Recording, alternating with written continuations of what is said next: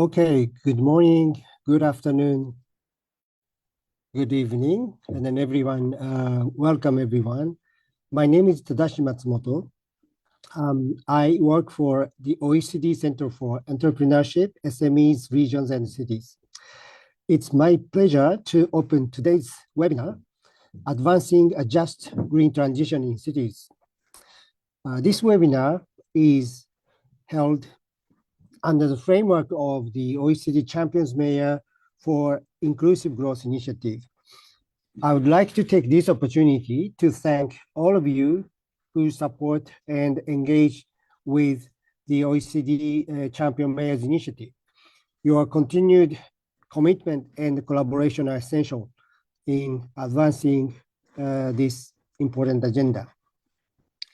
So let me give first my opening remarks and introduce the sessions of today. Today's theme, a just green transition, is central to this Champion Mayor initiative, and then we are excited to explore it with you. As we will hear throughout the seminar, achieving climate neutrality and environmental sustainability cannot be separated from social equity, inclusion, quality jobs, and a fair distribution of the cost and benefit of the transition. Significant progress has been already made in achieving environmental policies. However, ensuring that transition is also socially fair remains a key challenge. In many cities and places, rising housing costs and other socioeconomic pressures can make it harder for environmental policies to gain broad public support if questions of equity are not adequately addressed.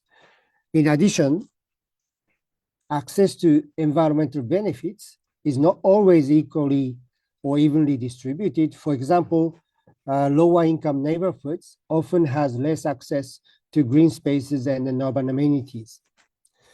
Cities are at the forefront of implementing these policies.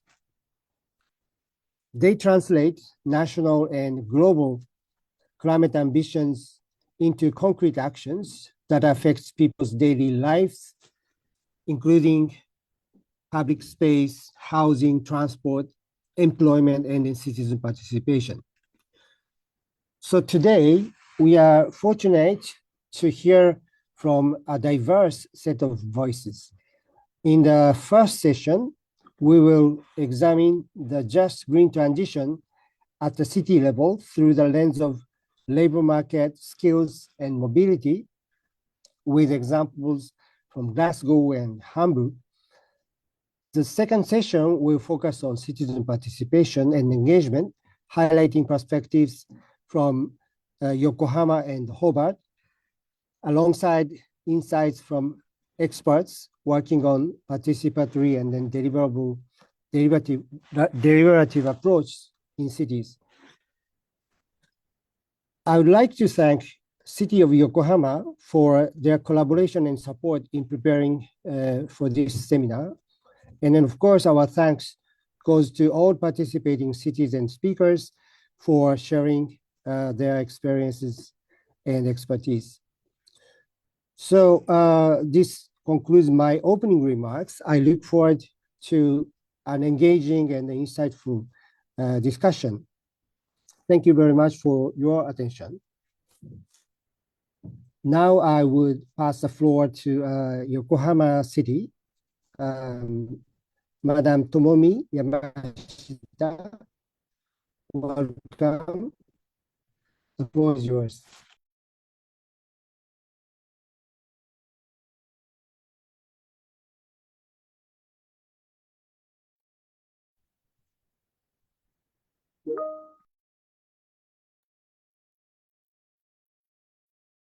Good morning, and Good evening, everyone.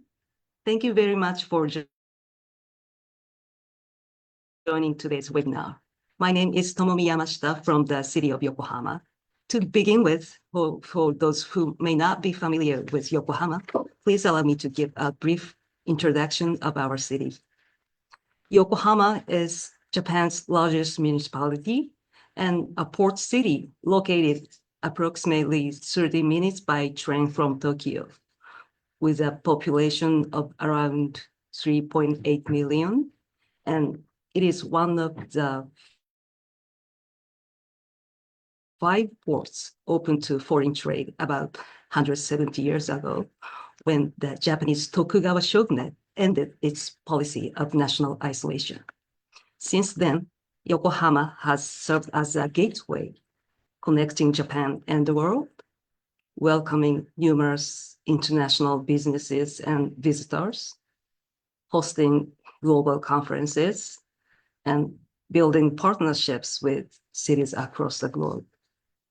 Based on this background, Yokohama City has been working with international organizations to share our expertise in urban development and environmental solutions with cities in Asia, for example, Thailand and the Philippines. Since Mayor Yamanaka of the city of Yokohama was appointed as an OECD champion mayor in 2023, our collaboration with the OECD has also expanded. Under the OECD's Dakar framework, Yokohama was selected as the first city to undergo assessment, marking another milestone in our growing partnership. Against this backdrop of deepening collaboration with the OECD, we are truly delighted to co-host today's webinar. Yokohama annually organizes the Asia Smart City Conference, an international platform for sharing urban knowledge and advancing sustainable development. The conference has been highly regarded as a showcase of environmental and urban solutions with participation from international organizations, including Mr. Matsumoto of the OECD, as well as leaders from cities worldwide. From this year, we are also launching the Asia Pacific Circular Cities Forum, focusing on the circular economy. As you know, climate change, biodiversity loss, and pollution constitute the triple crisis of environment. Transition towards a circular society is essential to addressing these global challenges. Yokohama is committed to becoming a leading circular city in Asia, advancing diverse initiatives in partnership with the OECD and other international organizations. Moreover, in 2027, Yokohama will host the International Horticulture Expo, another name, Green Expo. Over its 6 months duration, the expo is expected to welcome around 15 million visitors from Japan and abroad. As a showcase of Yokohama's vision for a greener society, we will present initiatives aimed at achieving a decarbonized and circular future.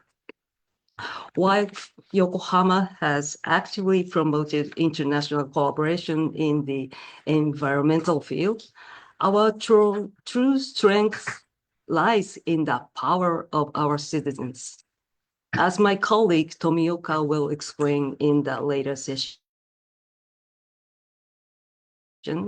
Yokohama succeeded in reducing waste generation, even while the population continued to grow through enhanced waste separation and recycling driven by citizen participation.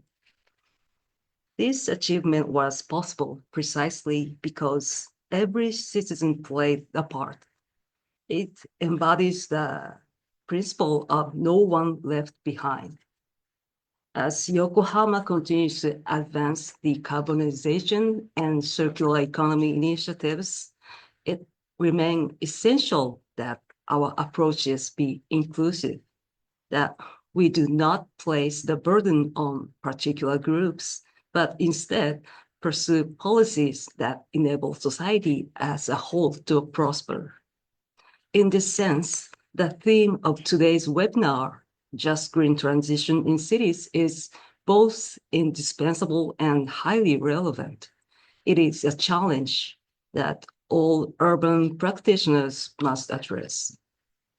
Today, we will hear innovative examples of just green transition from cities participating in the OECD Champion Mayors Initiative, as well as insights from academia and NGOs. I am very much looking forward to learning from the wide range of perspectives that will be shared. Based on the knowledge gained today, Yokohama will continue to advance initiatives that are more inclusive and resilient. Finally, I would like to express my sincere gratitude to all speakers joining us today, to all participants who have taken the time to attend, and to everyone who has contributed to making this webinar possible. I trust that the discussions today will provide valuable insights for your city's policymaking.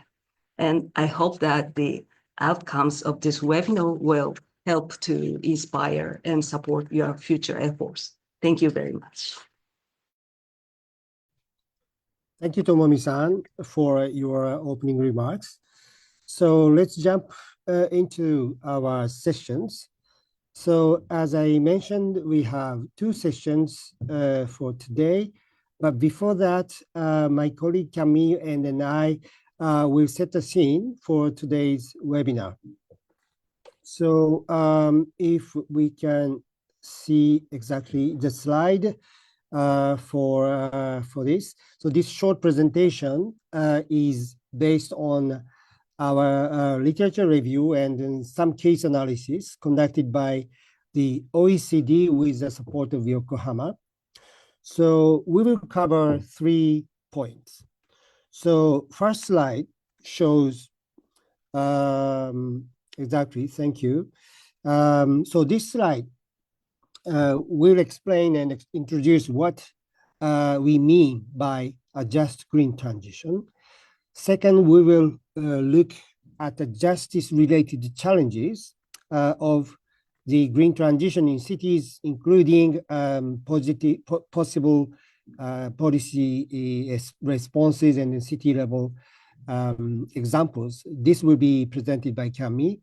And then also, finally, we will highlight some key lessons out of this analysis. So let's start with this definition part.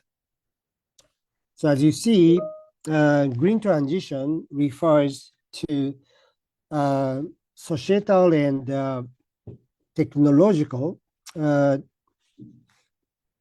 changes leading to a more sustainable future. So aiming for example, carbon neutrality. A just green transition, therefore, pursues this transformation while ensuring justice. You may also know the term just transition. It's sometimes used beyond the environmental context, but essentially means the same, ensuring these major transitions are fair and socially inclusive. Then, as you see in this table here, what does justice mean in this context? So 3 dimensions matter. First, distributive justice, ensuring fair transition of the burdens and the benefits of the transition. Second, procedural justice, ensuring inclusive and then transparent decision making. And third, justice as recognition.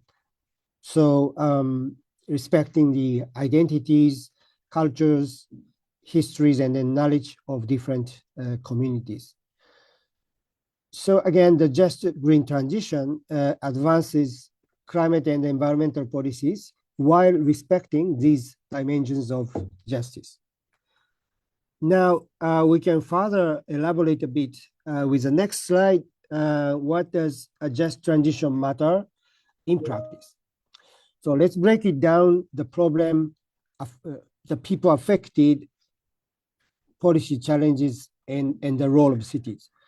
So first, what is the problem? So decarbonization is an urgent priority.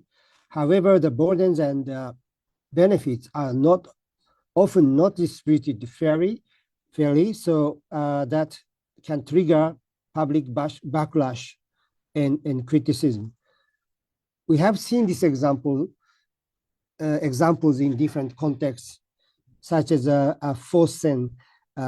This is a wind power dispute with indigenous communities in Norway, and the Yellow Vest protest in France. So who is affected? These problems often impact vulnerable groups the most, including low-income households, communities in peripheral areas, and then workers in a more precarious form of employment.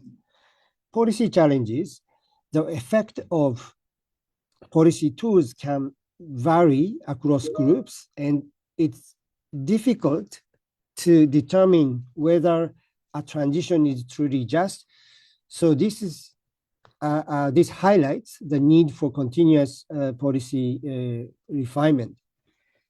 Finally, why cities? So cities concentrate emissions, economic activities, and population, so making cities critical for delivering the green transition. They are also where social impacts are most visible. And city governments have key tools such as housing, transport, urban planning to manage trade-offs, and then design more inclusive solutions, relatively well-equipped compared with the higher levels of government. So to summarize, a just green transition in cities matters because it seeks to minimize the social trade-offs inherent in urban environmental policies, enabling all citizens to participate and then take responsibility in that transition. So with that, I'll pass the floor to Camille, who can continue the presentation. Camille. Great. Thanks, Tadashi. So now that we have defined what a just green transition is and why it matters in cities in particular, we wanted to highlight a few policy sectors where there are some challenges in implementing this just green transition and some of the policy responses. So the first policy sector that we wanted to highlight is the decarbonization of buildings in cities. Of course, it's very important because buildings account for about 40% of energy-related global CO2 emissions. So the decarbonization of buildings is very important in achieving climate objectives in cities and elsewhere, actually, but it comes with some challenges. The first challenge is that decarbonization of buildings has high upfront costs. The retrofits such as insulation, heat pumps, window replacement, ventilation upgrades, etc., are very expensive. There is also a risk of cost pass-through. For example, renovation costs may lead to higher rents, and it can be a high burden on low-income households in particular. The renovation and upgrading buildings can also lead to an increase in property prices, and it can also have a risk of reduction in housing supply because of the minimum energy performance standards.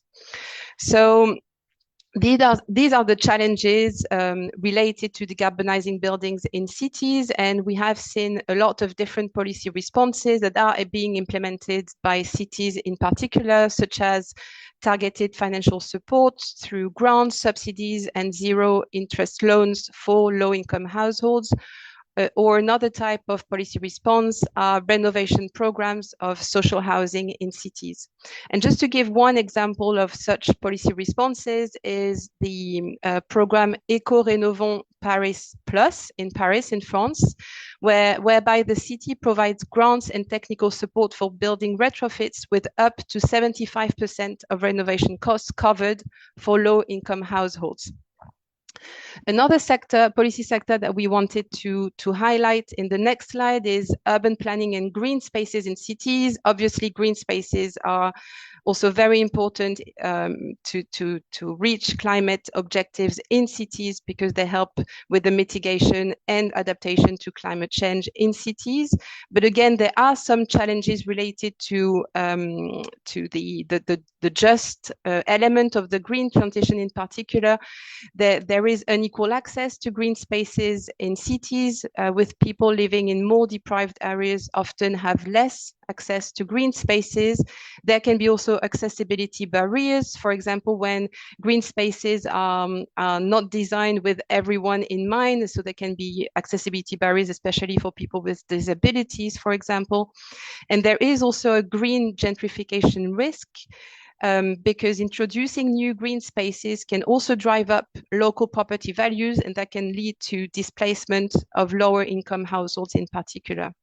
But again, there are some policy responses that can be implemented by local governments, such as prioritizing, creating and improving green spaces in deprived neighborhoods in particular.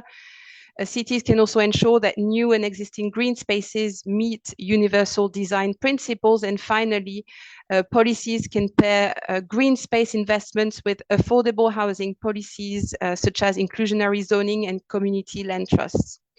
And an example also that we've come across is the example of the super blocks in Barcelona, in Spain, where to mitigate population displacement risks that are linked to rising property values because of the super blocks programs, the city requires that new housing developments and large-scale housing renovations set aside as much as 30% of housing units for affordable housing. And the third and final policy sector that we wanted to highlight is transport in cities and how to foster access to sustainable and affordable mobility in cities. Again, there are some challenges because low carbon mobility can be unaffordable. Electric vehicles, for example, can have high upfront costs, but also public transports can be sometimes unaffordable especially for low-income households. There is also a challenge of unequal access with peripheral or low-income neighborhoods that often have poorer access to public transport. And there are also some risks linked to restriction on polluting vehicles, with some impact, especially on low-income households in peripheral areas, as some restriction on polluting vehicles in city centers in particular, such as low-emission zones, can disproportionately burden these residents living in peripheral areas or the residents that have low incomes.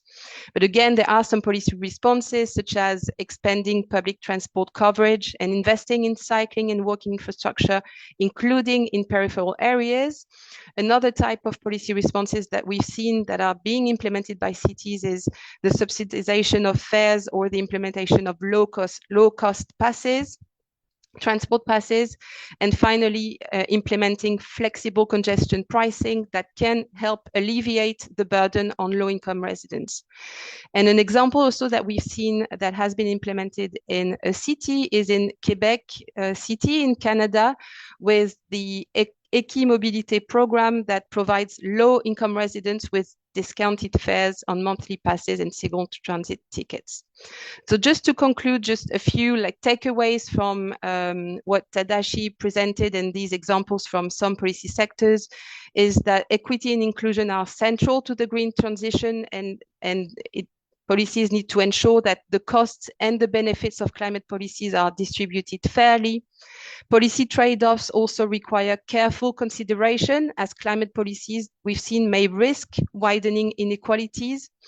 So to alleviate and mitigate these risks, targeted support is key to protecting the most vulnerable through measures such as grants, subsidies, and social programs. Flexibility in policy design can also help adapt measures to different social circumstances. We've also seen through some of the policy examples that stronger coordination across policy sectors can enhance policy effectiveness, such as aligning green space investment with affordable housing objectives. And finally, and we'll discuss this a bit later during our webinar, is the importance of inclusive policymaking to ensure that the voices of the most vulnerable are meaningfully included in policymaking processes. So this closes this scene-setting presentation. Thank you very much for your attention. And we will now move to our first two speakers who will share how their cities, Glasgow in the UK and Hamburg in Germany, are approaching the just green transition. And we will first hear from Frankie Barrett. Frankie is Senior Manager for Economic Development at Glasgow City Council. He's responsible for the development and delivery of green skills policy for the city. Frankie, you have the floor. Thank you. Thank you very much. Good morning, everybody. It's a real pleasure to join you today. As said, my name is Frankie. I'm responsible in Glasgow City Council for Employment and Economic Strategy. I chair the Local Employability Partnership, which brings together key strategic partners, and our focus is very much on supporting people who are removed from the labour market, as well as addressing in-work poverty. And that's an agenda for us that is intrinsically linked to the just transition. And we see skills very much as being a critical enabler for a managed change there. Some of you are familiar with the city of Glasgow. We're Scotland's largest city. We've got a population of just under 700,000 within the city itself and 1.9 million in the wider city region. And we are very much the economic powerhouse of Scotland. We sit on the west coast of Scotland, 50 miles from our friendly rival city of Edinburgh. And whilst Edinburgh is quintessentially Scottish with castles, volcanoes and cobbled streets, in Glasgow we've got art, we've got music, we've got sport, and we've got a unique energy. And today Glasgow is a dynamic and vibrant city, but this hasn't always been the case. And just to take you back very quickly to 1765, a moment when James Watt was walking through our oldest city park, Glasgow Green, he conceived of the steam engine. And that invention, as we know, kickstarted the Industrial Revolution that changed the world, and Glasgow was very much at the centre of that revolution. We were once a fishing village and a trade hub on the River Clyde. We rapidly grew. Industry brought with it massive rapid inward migration, with the jobs market booming, and the city soon became known as the second city of the British Empire, which is an accolade that if you visit Glasgow is reflected today in some of the finest architecture you can see. So this slide here, I suppose, demonstrates the transition over a period of 100 years.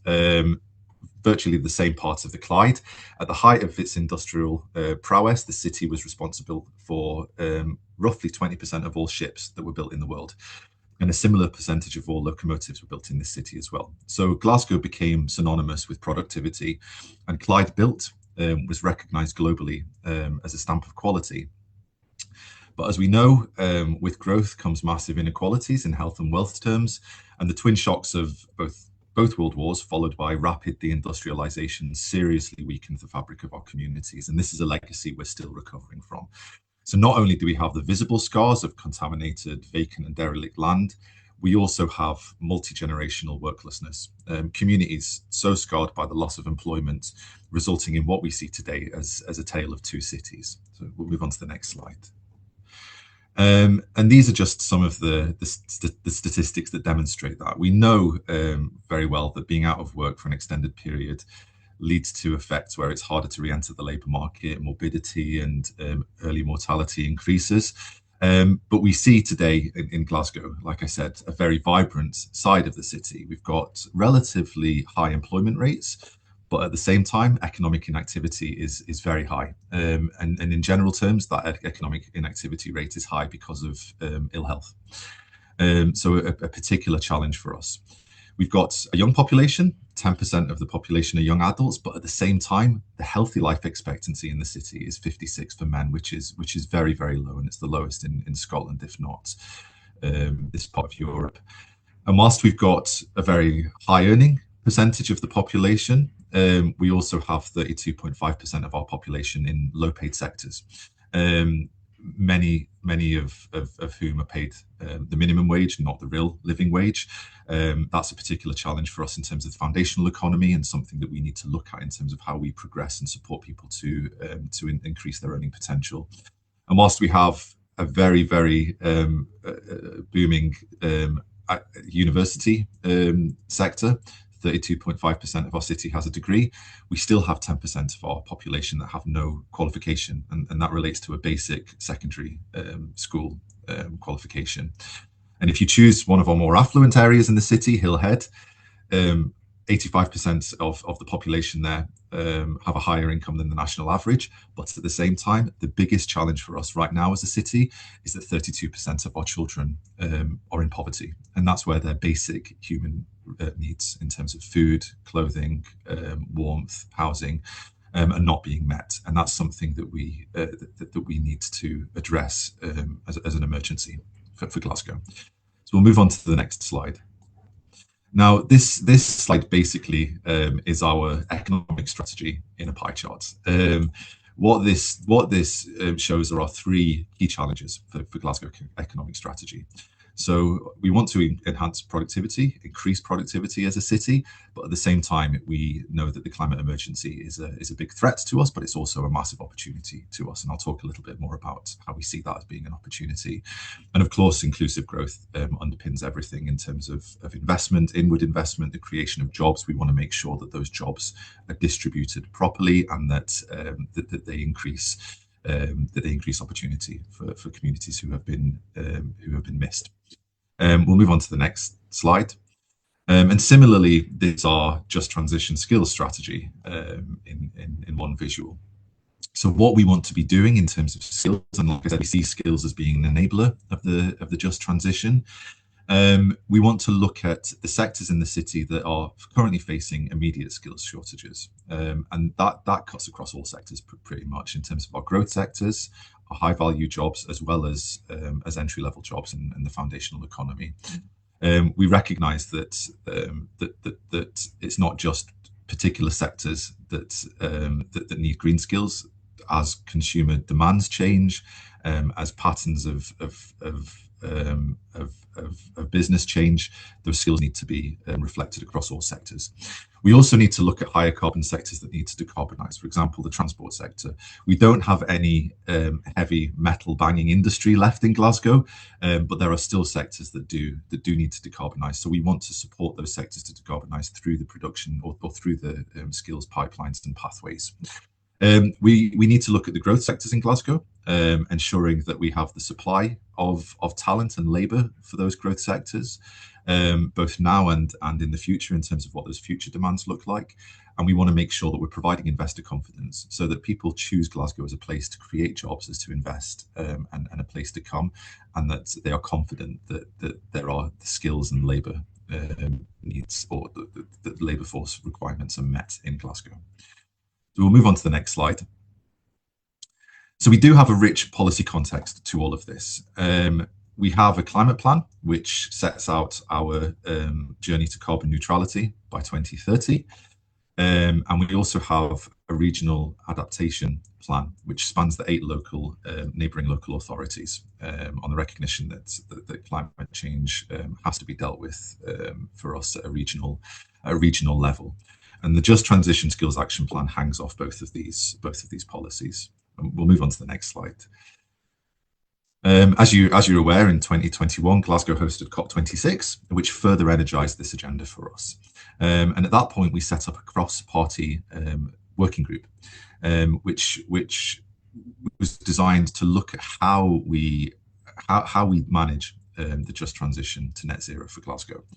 And that resulted in a number of policy recommendations, the key things being around how we improve community engagement, which I know is a key topic today, how we improve mobility in the city, Retrofit, domestic retrofit, we've got a housing stock that is Victorian, well over 100 years old, very difficult to retrofit. Many of these buildings want to fall down. So big challenges in terms of how we deal with that, both physically as well as the skills that are in the labour market to do that, and of course skills and jobs. How we use this as an opportunity to create skills and to create the right kind of good quality jobs. So we'll move on to the next slide. So in 2023 we published the Just Transition Skills Action Plan. And the Just Transition Skills Action Plan effectively seeks to future-proof the skills ecosystem in Glasgow, so as to stimulate inclusive growth and enhance productivity whilst addressing the climate emergency, the three grand challenges that I spoke about in terms of the economic strategy. And this plan, it outlines how partners will work together to create more pathways to green skills and jobs. At the moment, the skills ecosystem in Scotland is quite unique. It's quite disjointed. There are many different national agencies, local agencies. We've got colleges, we've got universities, all have their own setup, have their own governance structure, different funding streams. It's very disjointed. So one of the key things here is how we look at that infrastructure to support that. And we worked with the OECD on a report a couple of years ago looking at future-proofing the green skills system, which gave us a mandate to do more of this. So it's an important document for us. And the purpose of the document effectively is to define and steer the role that skills play in securing that transition to net zero and a climate resilient economy. And that's based on three key themes. So the first one, like I said, is strengthening the existing skills ecosystem. So how do we make sure that green skills are embedded in the skills ecosystem, but also the different elements of provision that are out there are being delivered in the right way, focusing at the right areas. And similarly, where gaps exist, we're addressing those gaps. The second one is about facilitating and meeting future demand. There's been a lot of work undertaken to look at what future demand is for the city across sectors, particularly the low carbon goods and service sector. So we want to use skills as an opportunity to facilitate that demand, but also ensure that we can meet it. And finally, and this is really key for us, promoting equity and equality through the delivery of skills. In the past, the economic transitions, the industrialization that we experienced, did not have a focus on this. They were not managed in any way to ensure that equity and equality were promoted. And like I said, we're bearing the scars of that today. So we have 25 strategic actions that hang off these objectives. All of these actions are going to be completed in full by the year 2030. Now, as we know, the difficulty with any action plan is that it's static and the landscape changes. And since we've written this, the landscape has changed. New opportunities have emerged. So these actions were designed to be big enough to capture things that we didn't necessarily anticipate. But what all this gives us is confidence that by 2030, we're going to have upward of 20,000 new green jobs located in Glasgow. And that's a huge opportunity for us. So it's something for us to really kind of focus our efforts on. So we've delivered a number of different interventions already over the last few years, and I'll give some examples. So one of the first ones has been the delivery of a programme called Step Up to Net Zero. So that's been led in partnership with the Chamber of Commerce in the city, and it's a programme that's focused very much on graduates, so as well as those returning to work or individuals looking for a career change. And to date, we've supported over 100 people into employment opportunities that support businesses to take action towards net zero. So effectively, it's placement opportunities within small businesses where those individuals have come in and developed sustainability strategies for their building and for their operations. And that's resulted in a really high uptake of permanent employment. I think we've got about 75% of people retained in those organisations.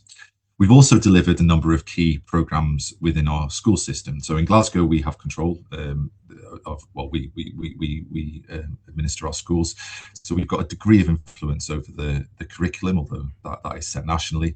But we've been working with primary and secondary schools to embed green skills in the curriculum, not just in terms of kind of technology or sciences, across all subjects. So thinking about how digital skills line up across all areas of the curriculum, and how that supports people into the future jobs where they're going to appear. So a lot of work's been happening in terms of supporting our teachers to understand what this looks like as an agenda and ensure that the curriculum is lined up with that. We also have green skills now embedded in all of our employability provision. So our employability provision effectively supports those who are furthest from the labour market with barriers to work. So we've got provision that supports single parents, ethnic minority communities, people with disabilities, homelessness, criminal justice, addictions. It's very, very broad. But we've ensured that the training, volunteering and work opportunities that are provided through that support are aligned with industry demand for green skills. So it's very much kind of lining that provision up with where the jobs need to be. So a focus, I suppose, on people with protected characteristics there. We've also developed an all-age training and support fund, which helps individuals to cover the skills development costs associated with retraining and upskilling. And we've been able to allocate £1,500 per person for that, and that again is aligned with training requirements that support those skills gaps or skills needs that industry are demonstrating for us. We've also established a multi-sector innovation skills alliance across the colleges and universities, which look at how we integrate education and green skills development across all provision. And that was funded by Innovate UK initially, a government funding stream. And a couple more I'll just touch on. We've developed and delivered green skills boot camps. We've delivered a pilot of intensive training and in-work support for individuals with multiple employment barriers. So we've supported 20 people to date into entry-level energy sector roles that are paid an entry-level rate of about 30,000 a year. So it's a good entry-level jobs. Frankie, sorry, can I interrupt? Can you try to wrap up? I'm so sorry to interrupt. It's fascinating, but just of course. Sorry, I'm talking too much. And yes, okay, we'll move on to the next slide then. Okay, and finally, I suppose, just to sum up where our journey is taking us, I suppose this statement here, Marx used this to describe how capitalism constantly transforms society, and our society is transforming. We may not be living on the moon, but we are in the future, and this is a journey. It's a shared journey we must be united on. And finally, the question at the bottom there, there's a book I read recently called Our City's Good For You, and this is a question I think we need to continuously ask ourselves as policymakers, urbanists and practitioners. They should be good for you, and they can make us fitter, richer, smarter, greener, more creative. But I suppose what we need to do is just make sure that from a skills perspective, we're aligning everything in a way that supports all of our communities. And that's what this has all been about. So thank you for the time. Sorry for going over. No, that's okay. Thanks so much, Frankie. It was really fascinating. And we will now move to our second speaker, Michael Drews. Michael is Policy Officer for Accessibility in Public Space and the Promotion of Pedestrian Traffic in the Hamburg Ministry of Transport and Mobility Transition in Germany. Michael, you have the floor. If you can try to keep within the 10 minutes, that'd be great. Thanks a lot. I try, so I give my best. Hello to everyone. Pleasure to be here with you. My name is Michael. I'm working in the Hamburg Ministry of Transport and Mobility Transition. Hamburg is one of the biggest cities in Europe among the non-capitals. So, of course, our ministry plays a substantial role when it comes to reaching a just and climate-friendly mobility. And in this context, I would like to present one of our working fields. It's called Walk and Ride, and it has a strong focus on connecting pedestrian traffic with public transport. Next slide, please. Pedestrian traffic planning has only come into focus in Germany in recent years, and it is still at the beginning. One reason for this is that pedestrian traffic is often invisible due to the lack of data and the fact that walking is often not taken seriously enough. In the modal split, it only appears as a single transport mode if no other transport form was used. Yet every journey begins and ends on foot, to the bus, to the train, to the bicycle, to the car. And nevertheless, recent studies show a kind of renaissance of pedestrian traffic in Germany. In Hamburg, over 30% of all journeys in the city are made exclusively on foot. And if public transport is included, then this figure rises to over half of all journeys. The short distance of journeys on foot compared to other modes of transport leads us to underestimate the importance of walking. But walking plays a fundamental role in all of our lives. We can walk before we can talk. And when we are no longer able to ride a bike, for example, or to drive a car, we can still get around on foot, even if it means using aids like a wheelchair or a walker, for example. However, walking is also increasingly becoming a way of life. Take a look at holiday photos on social media, on Instagram, or wherever you watch. We mostly see spaces or places where people enjoy walking and spending time. And you don't see any kind of photos of highways or parked cars. Next slide, please. So before I talk about the figures, the reason for developing the Walk and Ride flagship project was the desire to take a systematic look at the routes to public transport. In Hamburg, almost all rapid transit stations have already been made accessible at quite some financial and personal expense, but many have, let's say, unfriendly surroundings, unfriendly environments. So they are still not really accessible on foot, meaning that the investments can only be partially effective. So Walk and Ride has developed a logic that breaks down administrative silos and considers pedestrian traffic and public transport as one single mode of traffic. And the key arguments in favor of Walk and Ride are based on the fact that a systematic combination of walking and public transport can reach a large number of people. So now let's take a look on the numbers. 90% of all passengers combine public transport exclusively with walking.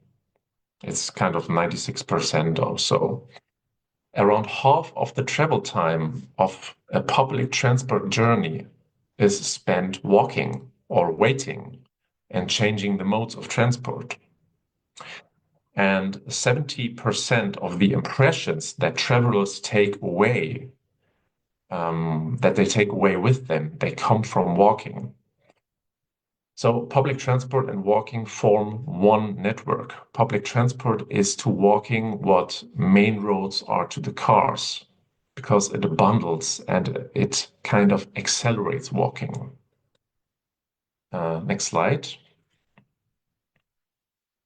So who benefits from an improved pedestrian infrastructure and from accessibility? Well, everyone needs accessibility at various points in their lives. As a child, in old age, or on many occasions in between. For example, if a harsh winter marks the start of a year, that was the case in Hamburg.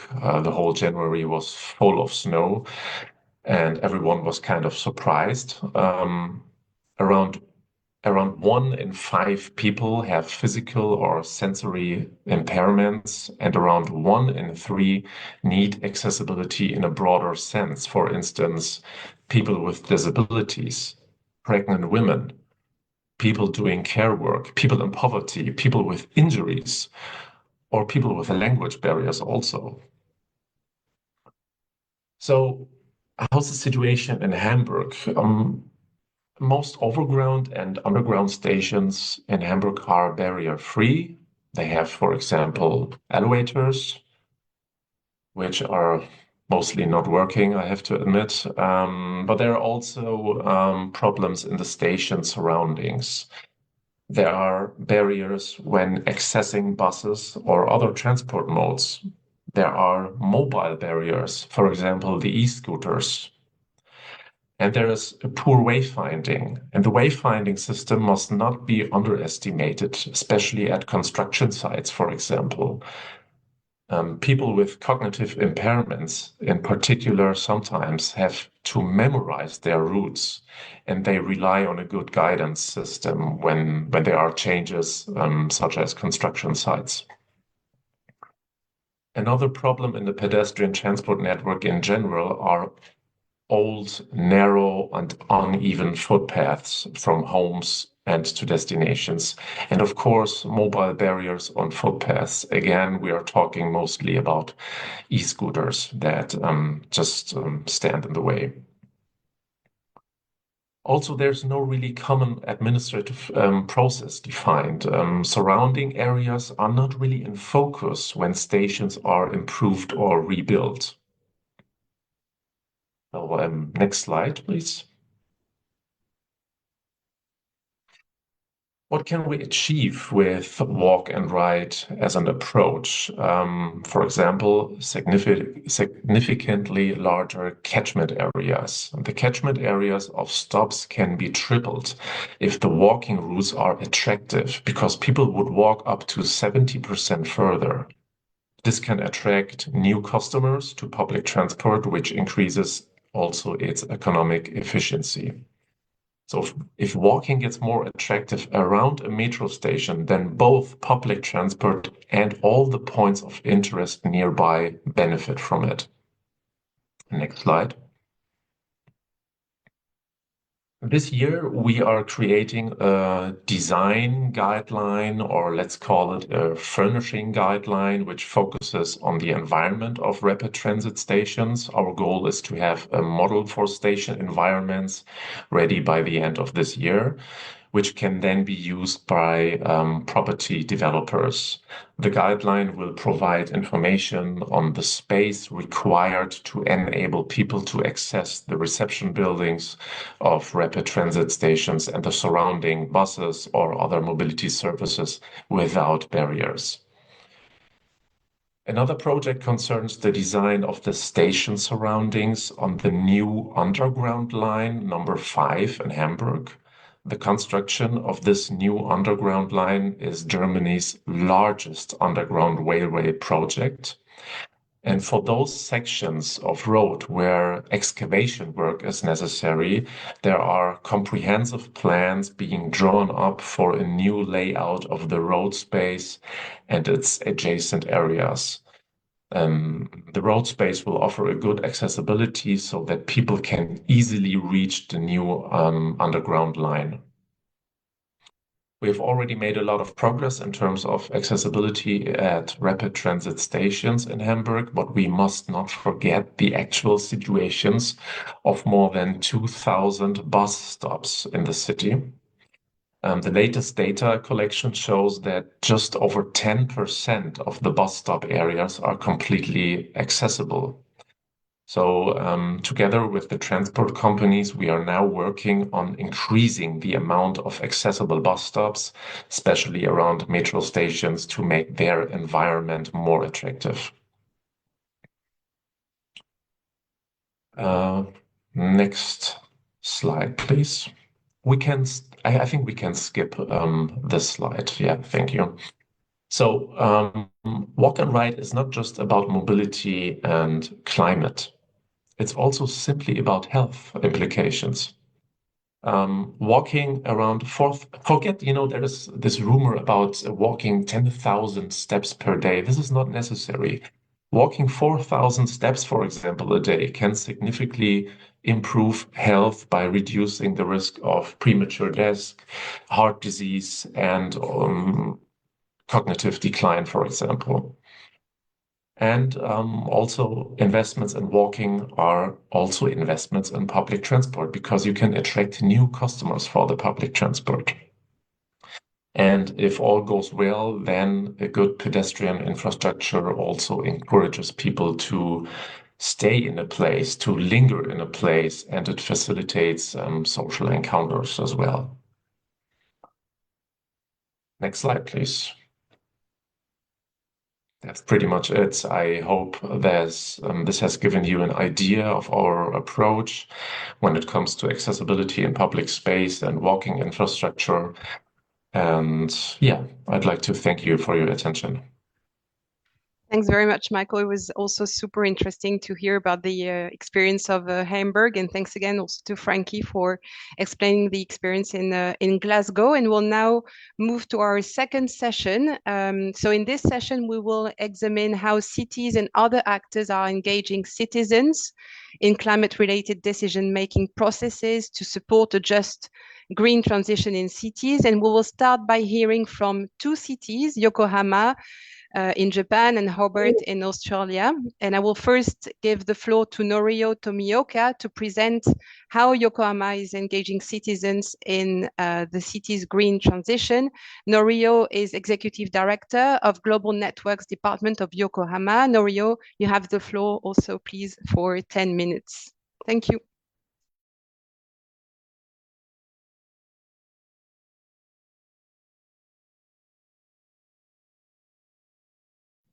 Norio, we can't hear you. I think you're muted.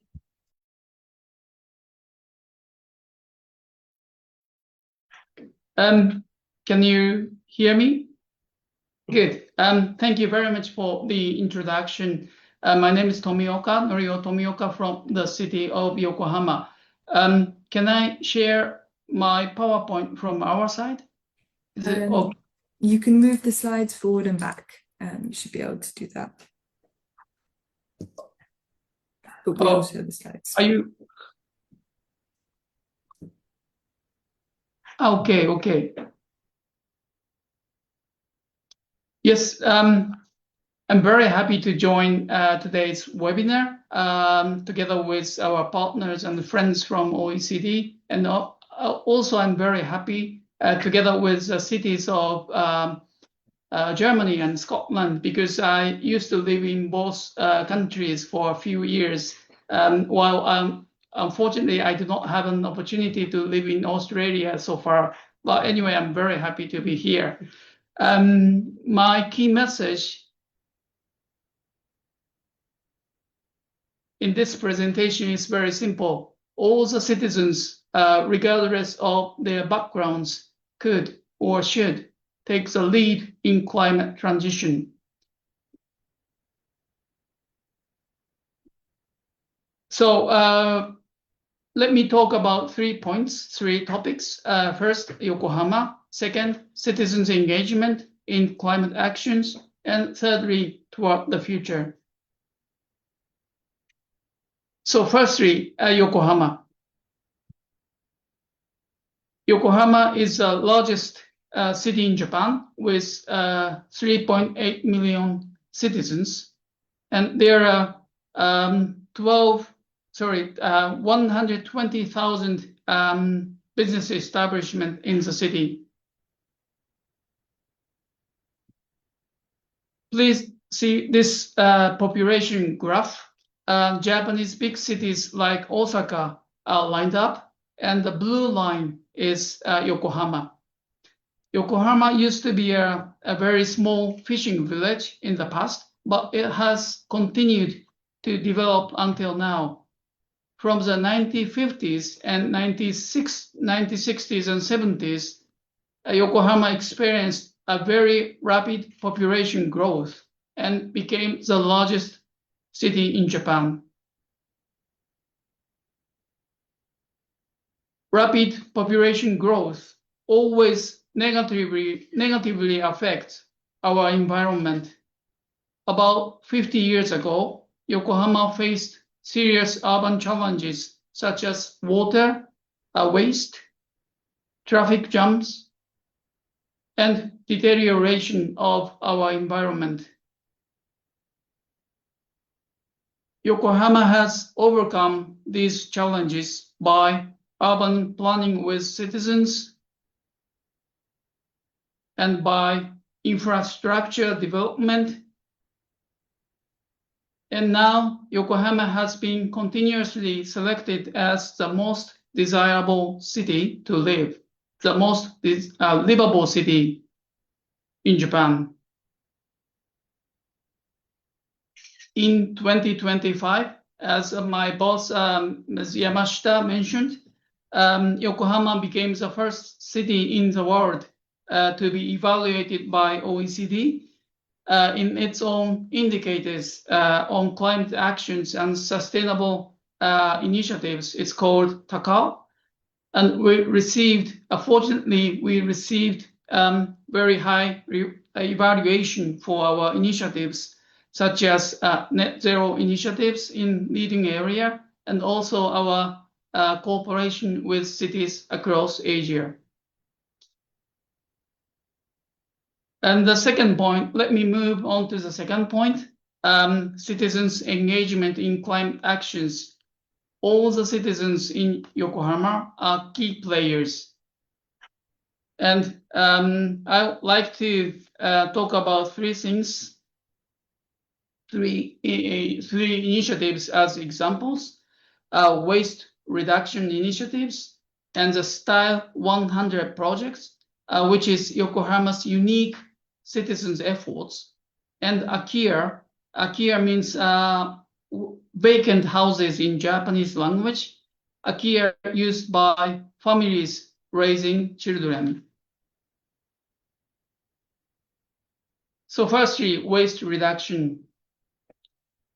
The black line shows the population of Yokohama, which is steadily increasing.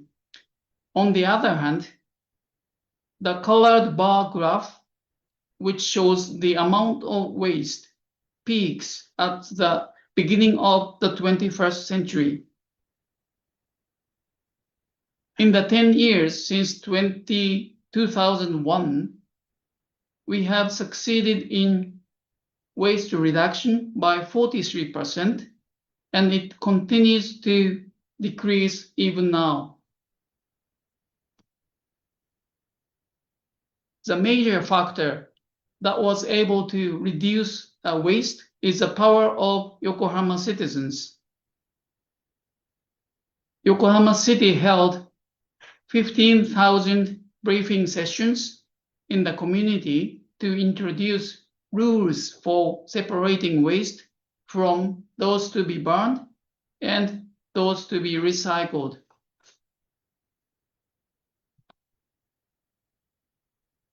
In Yokohama, there are 2,800 neighborhood volunteer clubs. It's like associations, and we have very good cooperation and collaboration with them in cleaning activities of waste collection sites in the city.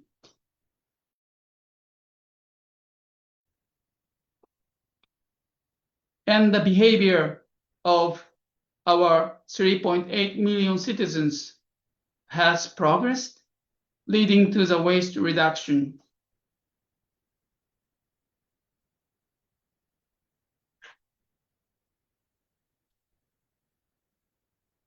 And what kind of changes have happened since the waste has decreased? There used to be 7 waste incineration facilities in the city, but because of the waste reduction, the 3 out of the 7 incineration facilities have been fortunately closed or suspended. So at that time, we originally had plans to renovate and rebuild the facilities, but because of the waste reduction, they were no longer necessary, and it could actually save the budget, our budget of 110 billion Japanese yen. That is $700 million US. So it was a big impact. So currently, Yokohama is aiming to further reduce waste by a new sorting rule of plastic resources. So next, we have a project called Style 100. It is a project to introduce citizens and companies who are pioneering, promoting environmentally friendly actions. So please watch the 1-minute video.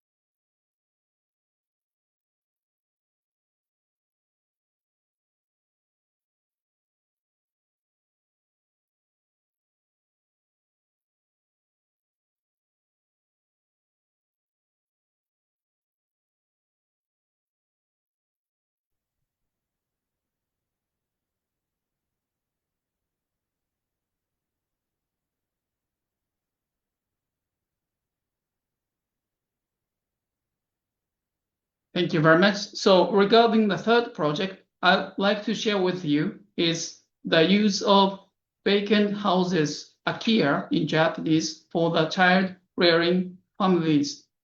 In Yokohama, actually, there are more than 20,000 vacant houses that are no longer in use due to several reasons, such as aging society. In order to utilize these akiya as assets, we are now starting a new project to subsidize up to 2 million Japanese yen when the child rearing families purchases these vacant houses. It is an initiative that contributes to including various background citizens, such as young family, and promoting circular economy and helping to revitalize the community. Norio, sorry to interrupt. Norio, could you wrap up quickly, please? Yeah. So finally, toward the future, let me introduce you two big events. The first one is APCC Forum. We will organize this Circular Cities Forum in September this year. So please join us in September in Yokohama. And the final slide is Green Expo 2027. It's exactly 1 year from now. It will be held in Yokohama. So you should come to Yokohama on this occasion as well. So my final message to conclude my presentation, let me emphasize one point. In Yokohama, the power of citizens generate the power of cities, and accordingly, the power to create the future. Thank you very much for your attention. Thanks very much, Norio, and thank you for the invitation also to Yokohama for the events in the coming year and years. So now we'll move to our next speaker, Laura Eaton, who is the Head of Executive Services in Hobart City Council in Australia. Laura, you have the floor. Thank you. Thank you, everyone, and apologies for my husky voice. I have a head cold. I don't normally sound like this. So just for context, Hobart is the capital of Tasmania and the smallest state in Australia. We have a population of approximately 255,000 people. We're the engine room of the economy, and Tasmania as a whole has a population of about 576,000 people. So we're a small little state, but we bat above our average. Next slide, please. So I wanted to talk to you today about our innovative approach that we took to developing our climate strategy for Hobart. So we have long led the way in terms of how we deal with climate change, dating back to 1995. Our climate assembly was a first for Tasmania, and it was an independently facilitated, deliberatively citizens assembly which provided advice to council on how the community wanted to see us respond to the emerging climate change challenge. It was held over 2 weekends, and the 33 participants were selected by an EOI process. They ranged in age, demographic, came from different suburbs. Some were working mums, some were retired, business owners, retirees, and they had the opportunity to share one goal, and that was for the city to lead on climate locally and become an international example of what positive climate action looks like when it's community-led. Next slide, please. So this is just a snapshot of the 33 participants broken down into genders, age, whether they're a homeowner, a renter, a tenant, whether they had a disability, whether they were LGBTQI+, their language, what their level of concern was about climate change, and their knowledge about climate change. Next slide, please. And hopefully this video will play, but it sort of sets the scene on why people wanted to become part of the assembly and what climate change meant to them. Does that work your end, Elizabeth?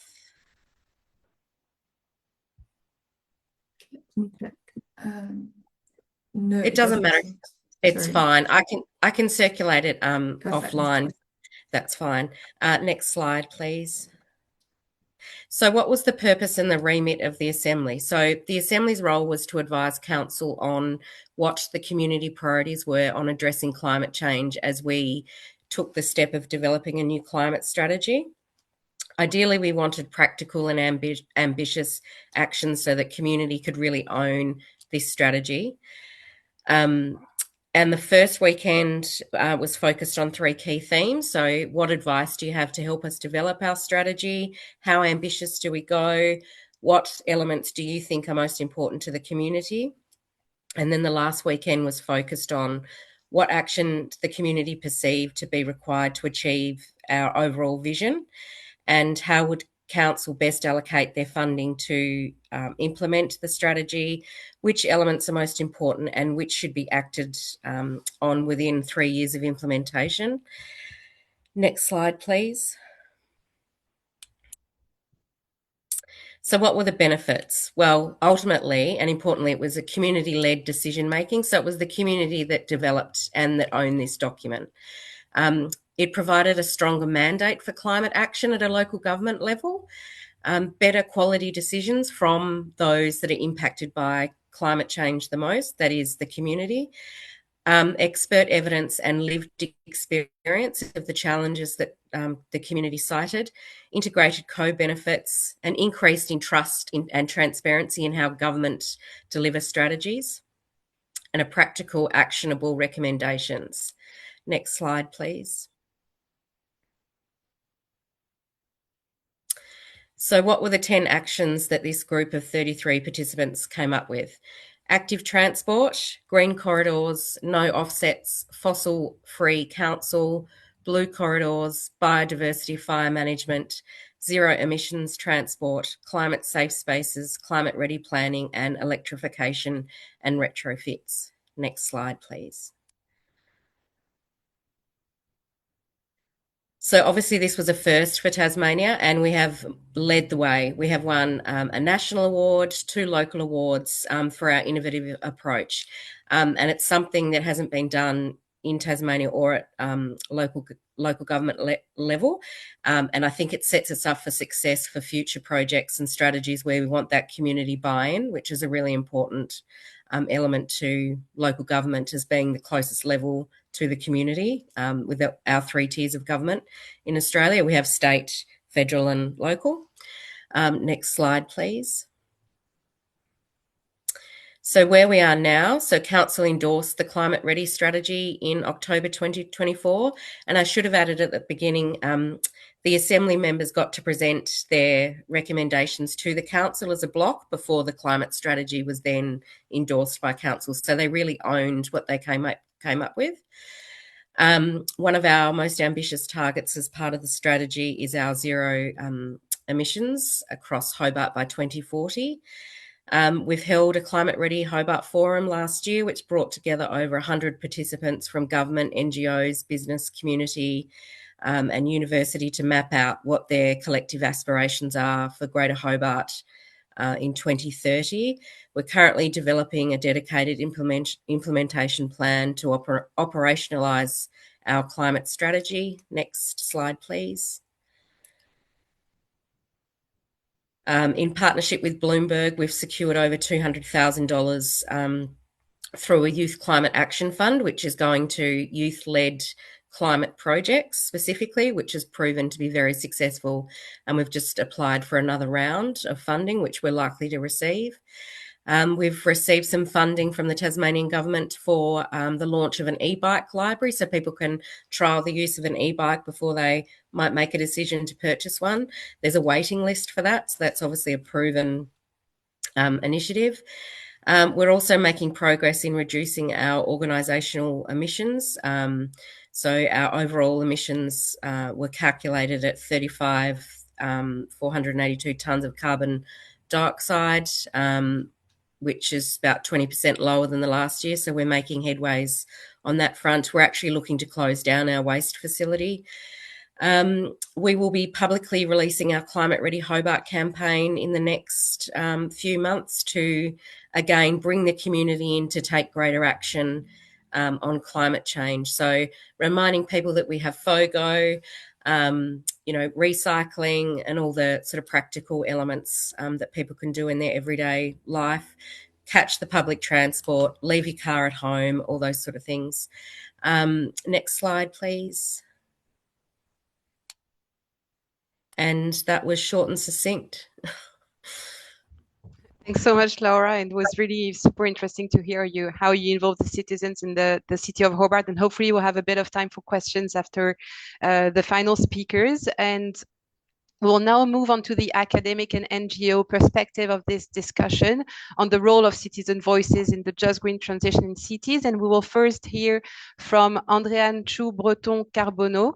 Andréane is a postdoctoral researcher at the Universitat Autònoma de Barcelona. She specializes in justice-centered strategy and systems design across climate, housing, and health equity. Andréane, you have the floor. Thank you. Can everyone hear me okay? Yeah, perfect. Perfect. Okay. Today, I'll be sharing a little bit more about justice and participation frameworks from a literature lens, as well as some creative citizen participation practices from more of a practitioner lens. Next slide, please. So a little bit about me. I am both a researcher, as Camille introduced, but I am also a practitioner. I work with a lot of cities in the New England part of the United States, and as well as in Quebec within Canada. So I am intimately aware of both the research side, but also the challenges and implications of practice on the ground. And next slide, please. As shown in the beginning of this webinar, we talked a bit about what justice frameworks are, or the traditional justice frameworks that help guide just transitions around recognitional justice, distributional justice, and participatory justice. But all three of these types of justice really requires that we take action, that we start moving forward. When we recognize, it asks us to identify identities and experiences we may not yet understand or acknowledge. When we distribute, it requires us to be aware of the gaps in opportunity, need, and access. And when we engage, it requires us to really know what are the conditions to meaningfully involve communities for whom participation systems may not have been designed for. So this brings us this question of, when we start to try to implement justice or take action on these justice frameworks, or this particular justice framework, what are some of the pitfalls or some of the challenges that we might encounter? Next slide, please. And so this is where these frameworks of participation from Arnstein from 1969, it's a bit dated, but it's still very useful, helps us situate what our participation is doing. So it calls it a ladder. So on the bottom rungs of this ladder is when we engage as more non-engagement. We're not there to engage relationally or bidirectionally. We're there to give information, either manipulate people to think a certain way or to therapize them because we think that how they think is wrong. So this is not true engagement where people can meaningfully engage and participate. So that's why within this framework, it's already designed as or declared as non-participation. And this can happen when we don't understand our purpose of engagement and who we're engaging with and what we're hoping to learn from our communities. And we just see engagement as a unidirectional, one direction of information to change the way that people think. Next slide, please. Then we have the middle rung where we sometimes see engagement as, quote, tokenism in this case. And this is often felt when you hear in your engagement that people don't feel that they're being truly heard or that their impacts are really, or sorry, that their input is actually making any impact. And so these sometimes are around informing, where you can share, an update on a plan, an update on a project to get a little bit of live feedback, but most of the decisions have already been made. There's consultation, where it is asked of as a bidirectional or two-direction discussion, where we go into the community to ask for their input, but ultimately the power of who decides what is input is still stands with either the city or whoever is doing the engagement itself. And then there's placation, where some of the things are integrated. So some of the input is integrated, but it's really in a way that is done to make sure that the community is engaged, feel at least that they were somewhat heard, but it doesn't fundamentally change perhaps the direction of the project itself or the strategy itself. Next slide, please. And so this is where these foundational justice principles that I developed in my dissertation for my PhD really come to help us ground. So before we take action, before we choose to do participant or citizen participation and engagement, we need to start asking ourselves sometimes very confusing and difficult questions about whose knowledge really counts. How are we determining what is considered quote unquote true? What are different ways of knowing or influence are we accepting within our process, or are we deeming as valid? And this is all within this idea of epistemic justice. So whose truth is accepted, what knowledge is seen as legitimate, whose ways of knowing or verifying reality are respected. And so that then shapes what kind of input you say, yes, this is worth putting in our plan or our strategy, because it's shaped by what we understand as what is epistemically correct. Then we have testimonially. So these are our stories or our experiences that are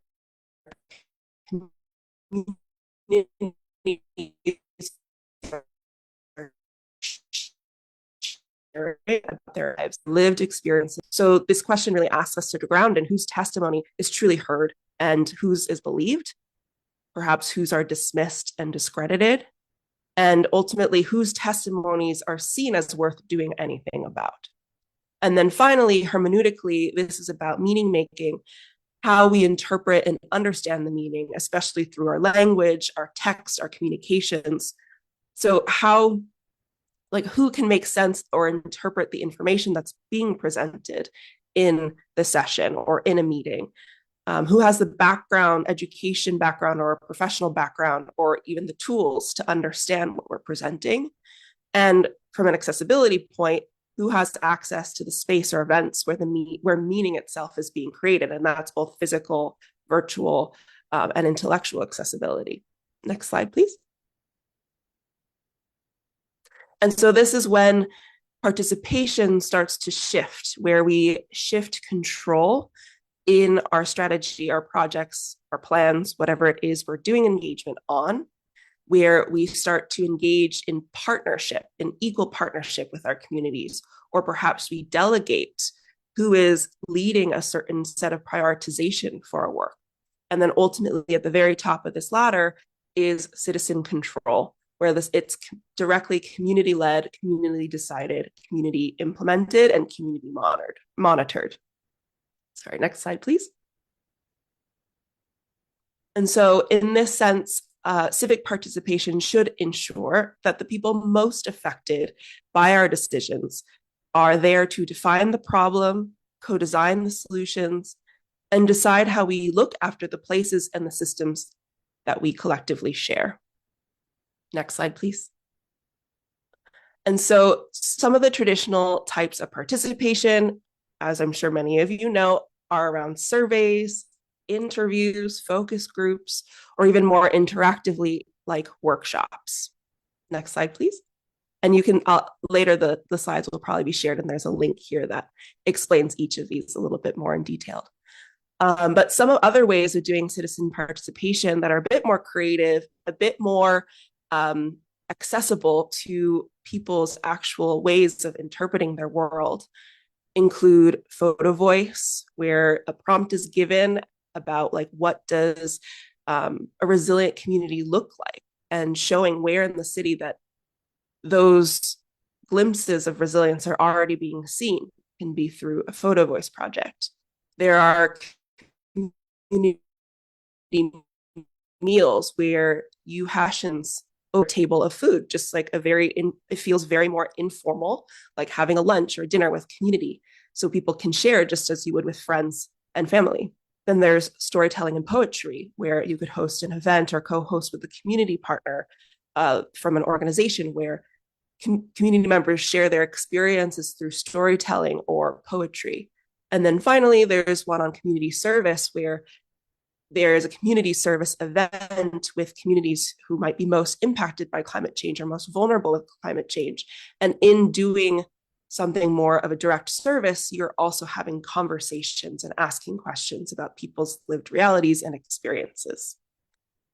Next slide, please. Andréane, sorry, can you wrap up in the next minute or so, if possible? Thanks. Yes, I'm almost done. So the final note here is just to make sure that these spaces are inclusive and accessible. That can be through food, childcare, sometimes travel vouchers or stipends. If you're doing a hybrid option, that it truly should be designed as hybrid, not just an in-person with a virtual live stream. Providing simple, plain language in the content or the information that is being provided, and offer, if you have a multilingual community or deaf community members, to offer sign language, captions, translation.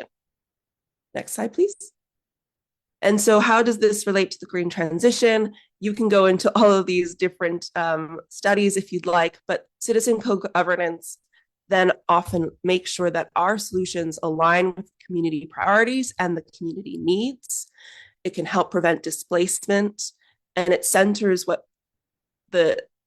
centers those who are most vulnerable to climate impacts, and then also ultimately then builds ownership of change in these solutions so that there's community buy-in and ultimately addressing the direct needs of our most vulnerable community members.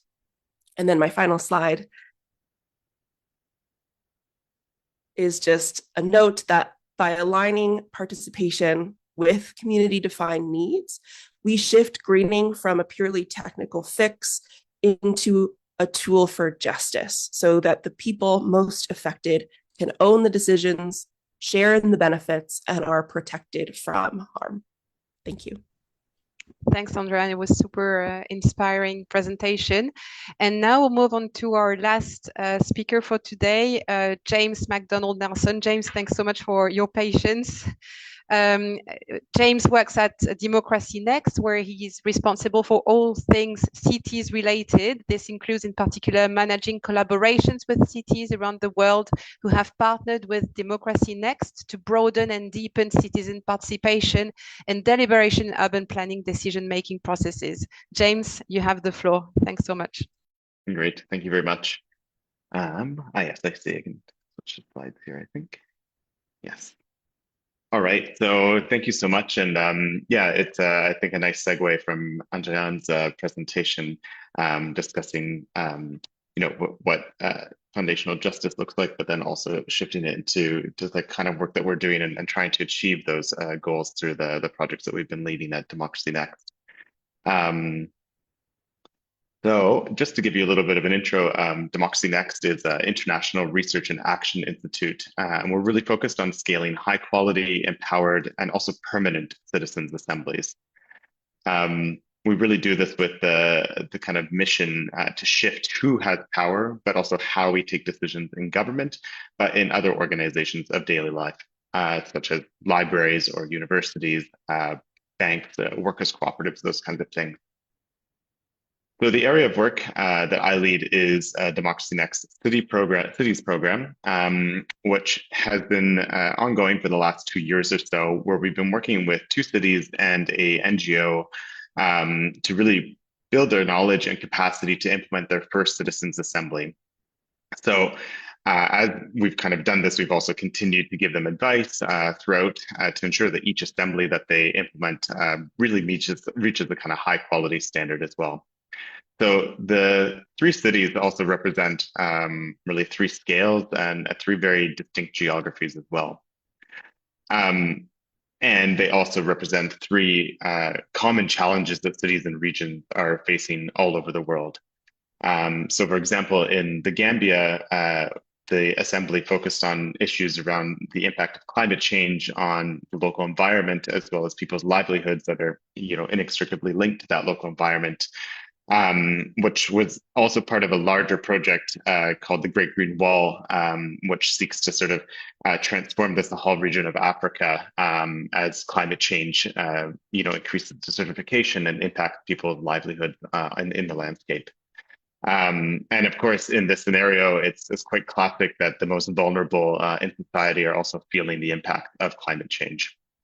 Whereas in Vilnius, which is a growing city in the Baltic region, they're still in this transition from a post-Soviet occupation 30 years on, and still seeing and experiencing the impacts of that on their infrastructure. Mobility being one of the clearest examples, where car ownership is quite high in the city, air pollution is increasing. And it's really a controversial issue around what the municipality can do to improve sort of accessible and equitable access to mobility across the city. And then Esch, which is the 2nd largest city in Luxembourg, is historically a working class city. It's where most of the iron ore processing and steel production was happening in Luxembourg. But in the last 20 or so years, we've seen a massive economic shift in this context. With the population growing, their economy shifting more to a service-based economy, with the University of Luxembourg being housed in Esch as well. And there's this question around how to involve people and the population of Esch in shaping the city's future, both from the perspective of governance, how do we govern together, also sustainability, of course, urban planning, and then how do we make sure that there's an equality and inclusiveness in the way that we make decisions together about the future of the city. So just to give you an idea, the assembly questions that each dealt with, I'll just go through them briefly here. So in the Gambia, the question was really around how can we restore our lands and natural habitats while creating better livelihoods and economic empowerment. Whereas in Vilnius, their question was around how we can ensure that Vilnius's residents are more likely to take public transport, walk, or cycle, no matter where they live in the city. And then in Esch, they'll be dealing with the question of how the city can rethink its public and social spaces to strengthen community life among its current and future inhabitants. But before I go a little bit further into each of those cases, I'll just define what I mean also by citizens' assemblies, because I recognize that maybe not everybody knows exactly what the kind of parameters of what a citizens' assembly usually is. So we really see citizens' assemblies as brave spaces for creative problem solving. They're really spaces for exercising our collective intelligence while also engaging with complexity and finding common ground. So spaces where you can deliberate and weigh various trade-offs to come to a set of recommendations that will impact decision making. So they're underpinned by three sort of main principles, one being sortition, another deliberation, and then also rotation. So by sortition, I'm referring to the kind of two-stage process for selecting members of a citizens' assembly. So in a first stage, invitations are often sent out to a random sample of the population, anywhere from a couple of thousand to maybe tens of thousands, depending on the size of the city or region. People who receive that invitation can then opt in to a second stage or a second lottery. And in that second stage, another random selection happens, but this time kind of controlling for certain demographic indicators of that particular place. So what is maybe most important to the assembly question, but also what is most important to that particular context. So typical indicators are gender, age, location, or socioeconomic criteria, but we've also seen in climate assembly specifically, testing or asking what people's opinion is on climate change already, to have really a mixed group of people who maybe have diverse points of view on climate change itself. And then the final group generally tends to be broadly representative of the community that is represented, usually at the city, state, or kind of region level.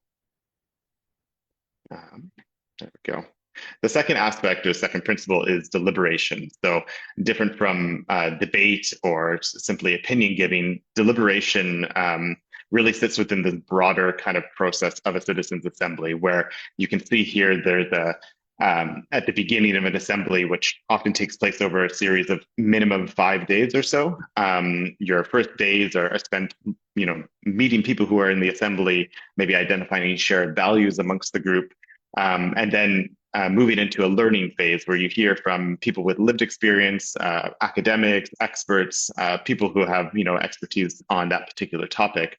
And you go through quite an intense learning experience, and you share those learnings with the people in the group and kind of reach consensus together in order to then move into a deliberation and consensus building phase, where you draft a series of recommendations that are then voted on at the end and then delivered to whoever is commissioning that particular assembly. And then the third principle is rotation. So if we think of assemblies happening in a more regular and ongoing way, we can imagine that people are taking turns to represent and be represented in turn throughout a citizens' assembly. So just to point out as well that cities and regions are really leading the way in this.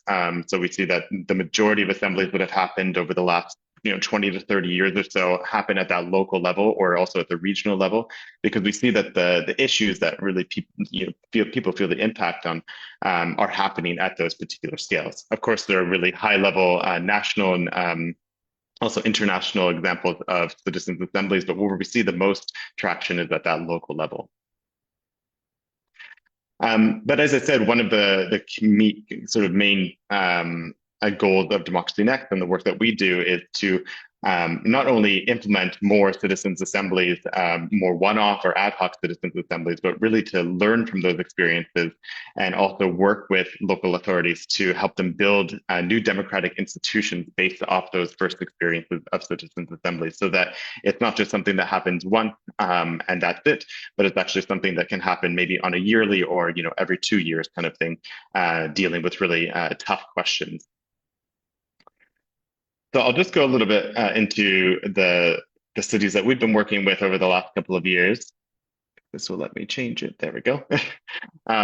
Just to talk a little bit about how we tried to ensure both representation, how we tried to ensure representation throughout the processes that we were involved in. So in Kairouan, in the Gambia, we employed this process of sortition, of course, and it took place a little bit differently than in typical sort of Western European or Western kind of context, where everybody sent a letter, for example. In this case, we had a 3-stage sortition process. So not only were people randomly selected, but the villages that were also where they were doing the selection from were also randomly selected before they went out to select the folks who would be part of the Citizens Assembly. So first 6 villages per district in this whole region were randomly selected. And then from there, the assembly organizers on the ground went to each of those villages and selected 5 people, kind of choosing a random starting point in each city or each town, sorry, and going to every 4th or 5th household, talking with them and informing them about the process and inviting them to be part of this kind of wider pool in order to make that second selection. So in the end, it resulted in around 30 people per district, so around 200 people, 210 people in total. And then from there, we helped them run that stratified selection process using an open source platform called Panelot, which helps to do that stratified selection, where we then ended up with 30 members and 5 alternates. So the group was really diverse. I mean, the NGO that we were working with in Kairouan have done many of these kinds of workshops and various different town halls. And they said that they often hear from the same people in many of those processes. But this really brought out a wide range of people in terms of both gender, but also age, occupation as well. And we saw quite a nice mix of both men and women and elders and young people, which is something that the organizers don't normally see in the processes that they run. In Lithuania, kind of employed a more typical approach to a sortition process. So 13,000 invitations were sent to all the districts in Vilnius, and they controlled a little bit at the beginning to send more to areas with marginalized groups and higher rates of youth, for example. They had quite a high response rate, especially in a context where an assembly has never taken place before. They had over 700 responses. And from there, they selected 55 members, also controlling for things like age and gender, nationality, and various other key aspects, including preferred mode of transport, as this was really relevant to the assembly question itself. And here we saw quite a diverse group of people in terms of both age and also location in the city, people that don't normally participate in these kinds of processes. Again, we work very closely with the municipality, which runs a lot of workshops already and sees a lot of the same people at these kinds of town halls or workshops. And this group was really quite representative and quite a bit more broad than they're typically used to working with. And James, sorry to interrupt. Can you try to wrap up in the next 1 or 2 minutes? That'd be great. Yeah. Thanks. Thank you. Yeah, for sure. I won't go too detailed then into the rest, but just to say that ESH is currently running their selection process this week. So both Vilnius and Kairouan held their citizens' assemblies in late autumn 2025, and ESH is just about to kick off their assembly on Monday. So they're in the moment right now where they're contacting the selected assembly members, and again, also employed like a 2-stage sortition process in this case. All right. So one of the key aspects that is really important to all of this as well is not that the people are randomly selected and then broadly representative of the place that they're coming from, but that there are various measures in the design of an assembly as well that help to make it that much more inclusive too. So sending more invitations to specific communities, for example, paying assembly members for their time, providing key things like childcare or covering transportation costs, providing translation services. As linguistic diversity was a key aspect of both the Kairouan assembly, but also in Vilnius as well, where there's a high proportion of Ukrainian speakers and Polish speakers. And then, of course, in Luxembourg, we're facing that too, where there are 4 official languages and many others as well that are spoken in the community. Just go to the next one here. And just to kind of end here as well on the impact on citizens themselves. So, throughout all of the processes, we really saw that people were activated in a way that they're not normally used to being, as they're not normally part of these kinds of processes. So we saw this both in the Gambia, of course, but also in Vilnius, where this is a quote from one of the assembly members, where they really highlighted the point that it reinforced the belief that active engagement and dialogue between people and institutions can create a better, fair, and more open community.